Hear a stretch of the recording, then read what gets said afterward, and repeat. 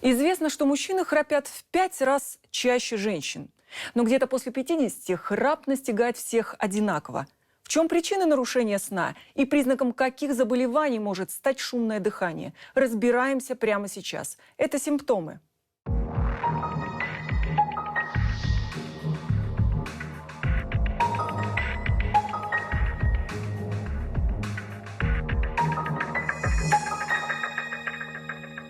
У нас в студии доктор медицинских наук, эндокринолог МАНИКИ имени Владимирского Инна Мисникова.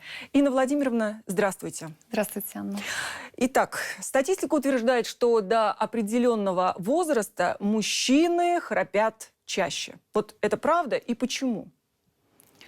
Ну, статистика не ошибается. Это действительно так. И если мы возьмем мужчин в возрасте 20, 30, даже 40 лет, они действительно чаще страдают вот этим таким, так скажем, недугом, неприятным таким симптомом, как храп.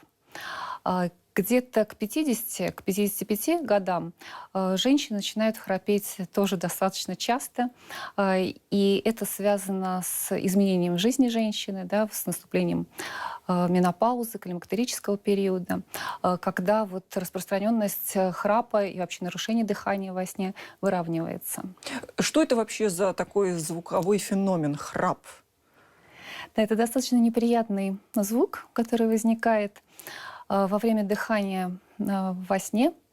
И надо сказать, что в норме при дыхании никаких звуковых феноменов не должно возникать. И они появляются, если происходит сужение дыхательных путей по каким-либо причинам, либо если идет разрастание мягких тканей. И вот тогда воздух встречает на своем пути препятствия, происходят такие завихрения воздуха и возникают колебания, вибрации мягких тканей, и вот отсюда возникает вот этот неприятный звук. Ну а храп это получается болезнь или это симптом, или что это? На самом деле, конечно, мы не можем говорить, что храп – это болезнь. Он может быть неким признаком того, что у человека есть серьезные проблемы. И в первую очередь это, конечно, проблема нарушения дыхания во сне, апноэ сна.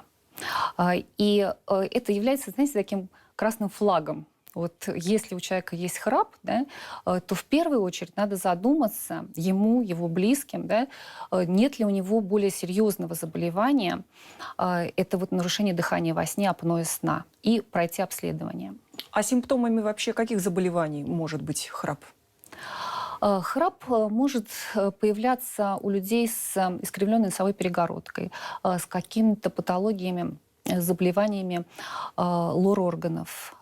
И если происходит увеличение миндалин или аденоиды увеличены, тогда тоже может возникать храп, и вот у детей в том числе, да, то есть может проявляться таким образом это заболевание. При наших некоторых эндокринных заболеваниях тоже появляется храп, вот, например, при сниженной функции щитовидной железы. И, как я уже сказала, конечно, в первую очередь, да, о чем вот нужно подумать, это нет ли апноэ сна. Мы совсем скоро коснемся именно этой проблемы, но все-таки хотелось бы поговорить поподробнее про симптомы. Вот почему тучные люди храпят чаще? Вот это с чем связано? Когда человек поправляется, у него происходит отложение жировой массы в разных органах и в разных отделах, так скажем, тела. Да? И в том числе происходит разрастание жировых пакетов, например, в области корня языка, да, в окологлоточном пространстве. И это приводит к сдавлению верхних дыхательных путей. Происходит вот это сужение, да, как раз просветы верхних дыхательных путей уже из-за вот этого большого объема жировой массы. И, кстати говоря, вот такое перераспределение, оно характерно для мужчин. Да? Почему вот еще мужчины, да, чаще храпят, чаще имеют вот эти нарушения дыхания во сне, именно потому что у них жировая ткань, она, как правило, в большей степени откладывается в верхней части, а у женщин это все-таки бедра, да, и вот, ну, в нижней части тела. А насколько вообще храп безобиден? Вот стоит на это обращать внимание или это пустячок? Ну, храпит богатырский сон, все хорошо, человек спит. Или это может быть сигналом о приближающейся опасности? Да, это может быть сигналом, что у богатыря-то есть проблемы, и достаточно серьезные. Вот, конечно, в первую очередь нужно исключить какие-то вот, ну, угрожающие, так скажем, жизни, да, процессы, потому что иногда бывает, что вот это нарушение дыхания во сне, да, оно протекает в тяжелой степени, да, и человек нуждается просто, ну, в срочной помощи, да, для того, чтобы скорректировать вот это нарушение. Бывает так, что человек просто храпит, у него нет апноэ сна, да, но тем не менее это может иметь в том числе и негативные социальные последствия, да, то, что близкие уже начинают волноваться и плохо спать, да, волнуются за своего, вот, так скажем, партнера по постели. Я боюсь, за да? себя больше волнуется, потому что не уснуть с таким партнером. Да, и спят в разных комнатах. И вот это все может, конечно, приводить к некоторой напряженности в семье. Также я хотела бы сказать о том, что храп может подбуживать вот спящего, да, потому что иногда люди просыпаются от собственного храпа. И о чем это говорит? Что нарушается структура сна. А мы должны во сне пройти ряд стадий, да, ряд фаз сна. И сон постепенно углубляется, переходит от поверхностного к глубокому, потом наступает вот этот парадоксальный сон, когда мы видим сны. И это очень важно для нашего психического здоровья, метаболического здоровья, чтобы соблюдались вот эти все фазы. А если нас что-то подбуживает, какой-то посторонний звук, да, или вот этот звук храпа, то это как раз вот может сбить все эти процессы и в том числе негативно сказаться и на обмене веществ. А вот если человек живет один, он же может, в общем-то, даже не догадываться о том, что он храпит по ночам. Может, конечно, не догадываться. Как тогда диагностировать у себя эту проблему? По факторам риска. То есть если человек осознает, что он полный, да, что у него повышается давление. Особенно вот есть проблема повышения давления в утренние часы. Иногда назначается 1, 2, 3 препарата, а все равно давление не снижается. Да? Вот тогда нужно задуматься, нет ли нарушения дыхания во сне. И, конечно, человек сам, он может только записать себя, да, храпит он во сне или нет. Вот, но это мало кто будет делать, да, это только уже так, когда медицинское обследование человек проходит, может об этом узнать. Вот, но вот так по косвенным признакам, а самый главный признак – это набор веса, можно все-таки принять решение о том, что надо обследоваться. И вот давайте сейчас вот поговорим как раз вот об этом синдроме апноэ сна. Что это такое и как распознать, что у человека именно апноэ? Апноэ – это остановка дыхания. Апноэ сна – это остановка дыхания во время сна. И вот задержка на 10 секунд и больше мы говорим о том, что у человека возник эпизод апноэ. Да? И существует такая некая классификация, согласно которой мы можем судить легкая степень, средняя или тяжелая. Да? И если вот человек имеет много таких остановок дыхания, там более 30 за час, то это уже тяжелая степень нарушения дыхания во сне, апноэ сна. Это ведь опасно. Да, к сожалению, апноэ сна, особенно среднего и тяжелой степени, может привести в первую очередь к быстрому развитию сердечно-сосудистых заболеваний. И у таких людей возрастает риск инфаркта и инсульта. И не случайно вот сейчас уже практически пришли к тому, что если человек перенес инсульт, его нужно обязательно обследовать для исключения апноэ сна. Также значительно повышается риск артериальной гипертензии. И вот, как я уже говорила, вот эта вот гипертензия, которую никак нельзя скорректировать. Да? Человек пьет препараты, а вот фактически нет эффекта. Да? Тут тоже нужно задуматься. Может быть, виновник – это вот это апноэ сна. И в таком случае нужно ведь провести какую-то диагностику. Да? Вот какая диагностика проводится у нас в Московской области?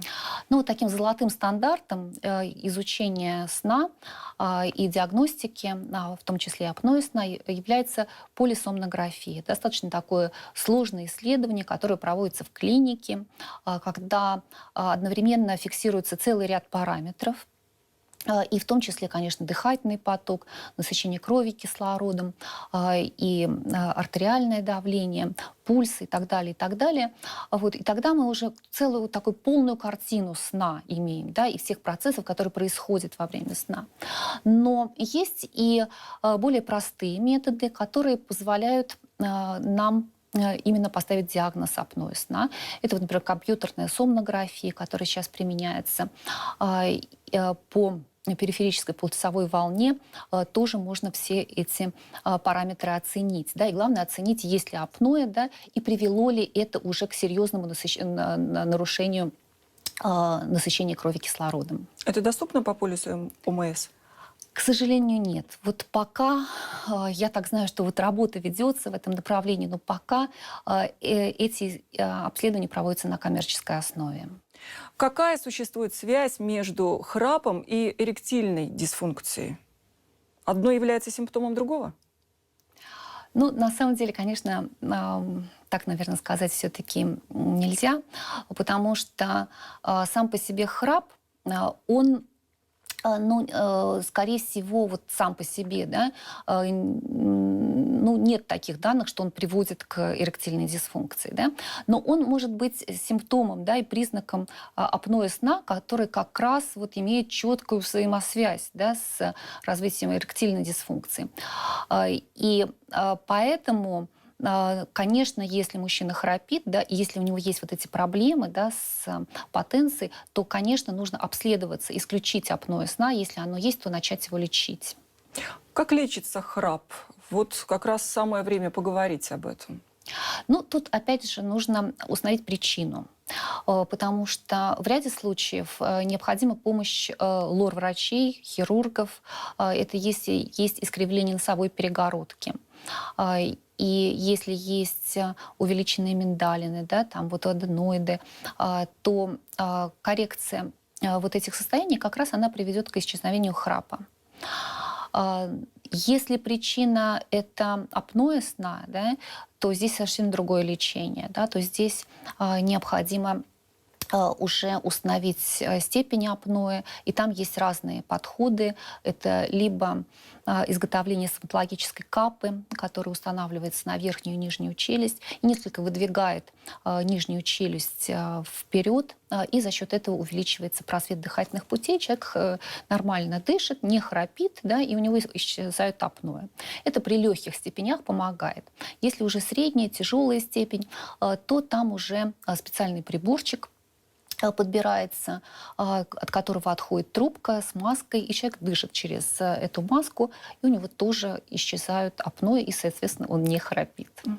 Вы сейчас про капу сказали, а я сразу поймала себя на мысли о том, что я даже не знаю, кто бы обратился за капой. Мне кажется, что люди очень несерьезно относятся к храпу. Это так или мне это кажется? Или все-таки достаточно часто к вам обращаются с этой проблемой, и вы ее помогаете решать? Вы знаете, сейчас ситуация, она меняется. И если вот несколько лет назад действительно очень мало кто вообще даже думал на тему того, как я сплю, да, сколько времени я сплю и какое качество моего сна, то сейчас все-таки все больше и больше информации, да, появляется. И вот вам спасибо за то, что, да, вы тоже эту тему поднимаете. И поэтому все больше и больше действительно у нас пациентов, которые активно обращаются, именно которые хотят узнать, да, есть ли у них эта проблема, да, и вот как ее можно решить. Хочу спросить, а дети храпят? Я никогда не слышала, но, может быть, есть такие данные? Да, конечно, вот дети, у которых, ну, в основном это связано с патологией лор-органов, да, и с увеличением аденоидов, тоже может возникать и апноэ сна, и храп тоже может, естественно, быть, и это тоже требует коррекции, несомненно. Ну, а вот, допустим, молодой человек, здоровый, активный, спортивный, красивый, и при всем при этом во сне храпит. О чем это может свидетельствовать? Ну, опять же, это может свидетельствовать о том, что у него не так уж все, да, хорошо, не так уж он здоров. И иногда Действительно, бывает, что в молодом возрасте, и вот даже у людей, которые, например, очень активно занимались спортом, да, и, может быть, какие-то не совсем разрешенные препараты употребляли, да, для того, чтобы накачать мышечную массу, вот у них возникает эта проблема и апноэ сна, и храпа. И для них просто необходимо как можно скорее обратиться к сомнологу, да, к специалисту для того, чтобы вот исключить наличие вот такого серьезного заболевания, как апноэ сна. А существуют вообще какие-то меры профилактики? Да, несомненно, конечно, они существуют. Во-первых, это поддержание нормального веса, да, то есть это вот самое главное, да, то есть это здоровый образ жизни. Также это умеренное употребление или отказ от алкоголя, потому что алкоголь, он увеличивает вероятность возникновения храпа и апноэ сна, да, потому что мышцы расслабляются, они не в тонусе, и это способствует вот возникновению вот этого звука неприятного, да, и остановке дыхания во сне. Курение тоже еще один такой фактор, который способствует развитию храпа. И ну, есть еще такие способы, которые могут помочь. Это, например, вот пение. Если человек поет, да, он тренирует мышцы глотки, да, и поэтому у него меньше вероятности. То есть Да. вокалисты, получается, не храпят? Знаете, все Чаще бывает. всего. Ну, Всё относительно, бывает, да. но у них меньше рисков, да.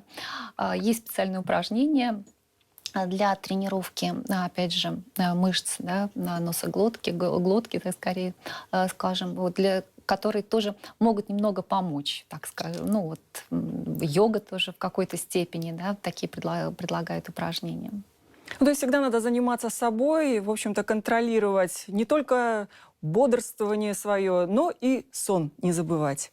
Это Спать очень крепко и спать в самом здоровом смысле этого слова, восстанавливая силы. Спасибо вам большое за этот интересный разговор. Спасибо, что приняли наше приглашение и были гостем в нашей студии. Спасибо. Ну а я напомню, что у нас в студии была доктор медицинских наук, эндокринолог МАНИКИ имени Владимирского Инна Мисникова. Это «Симптомы».